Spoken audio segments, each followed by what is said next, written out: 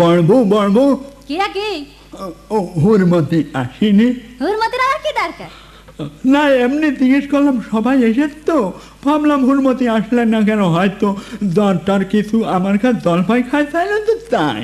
আচ্ছা হুরমতির খাস কথা না, নিজের কাজ নিজে করার কথা, হুরমতির কি দরকার? না ও তুমি কি বলবা, যার সঙ্গে যার ভাব তার থাক, বললাম না। কেন বলো, থেমে গেলে কেন? কথা বলবে। এই চুপ কর, ওই দেখ হেইতে আসছে, স্যার আসছে। এই ভালো আছিস তোরা? ভালো আছিস? আর ভালোর মা মরি সারা। আমরা সবাই লাদেন হব, টুইনটার উড়িয়ে দেব, আমরা সবাই লাদেন হব, টুইনটার উড়িয়ে দেব। এই কি হচ্ছে রে? না মানে ওই ফজা তো এবারটা মনিটরের লিডার হচ্ছে, তাই আমাদের মিছিল প্র্যাকটিস করেছে, তাই মিছিল প্র্যাকটিস করেছে। মিছিল প্র্যাকটিস হ্যাঁ, করছো? কোনো বিয়াদবি বলো চলবে না আজকে। স্যার কি? ওই ফজার পকেটে না ফেন্সিডিল আছে, ফেন্সিডিল। ফজা? জি স্যার, মিথ্যে কথা বলছে, একবার মিথ্যে কথা বলছে স্যার। হ্যাঁ? আমি ফেন্সিডিল খাইও নেও রাখিও নেই।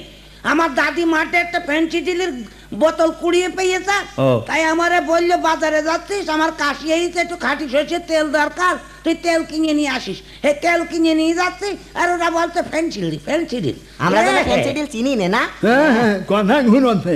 এই খবরদার বেশি কথা কবি না। এই চুপ করো, খবরদার। ফজা শোন, খাইস আর না খাস শুনে নে, এসব কিন্তু খুব বাজে জিনিস, জানিস না? যখন তখন মানুষ হাঁটু ফেল করে। এই মদ গাঁজা ভাম এসব কিচ্ছু খাবে না। আজ হাতে নাতে প্রমাণ দেখাবো। হ্যাঁ, প্রমাণ দেখাবেন?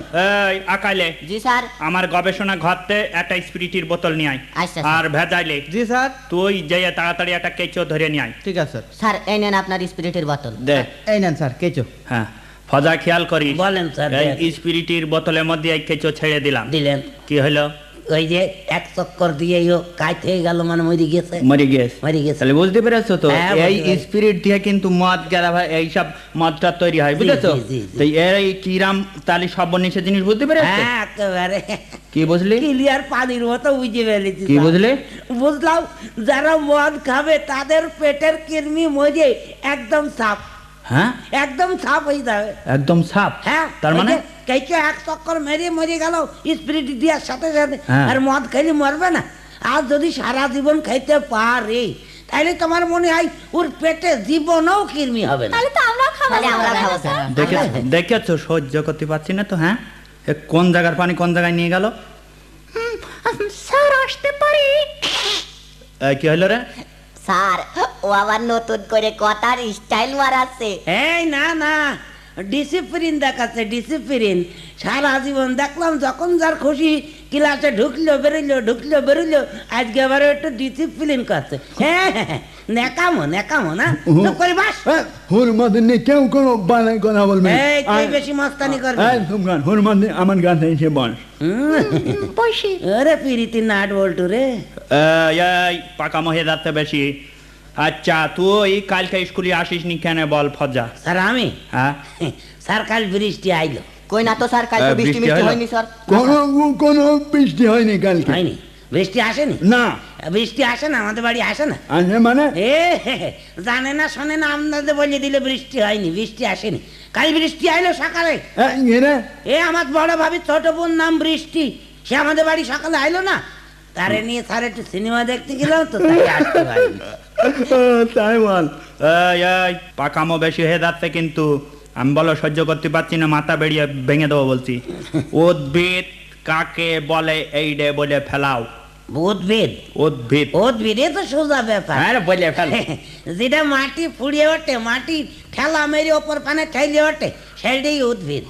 কোন রকম হয়েছে প্রমাণ দেখাতে পারবা? হ্যাঁ স্যার, প্রমাণ আছে। যেরম কেঁচো মানে? কেঁচো মানে আবার কি? কেঁচো মাটি ফুড়িয়ে মাথা বের করে বেরোই না, ওটা উদ্ভিদ না। স্যার আমি একটা পারবো স্যার, আমি একটা পারবো।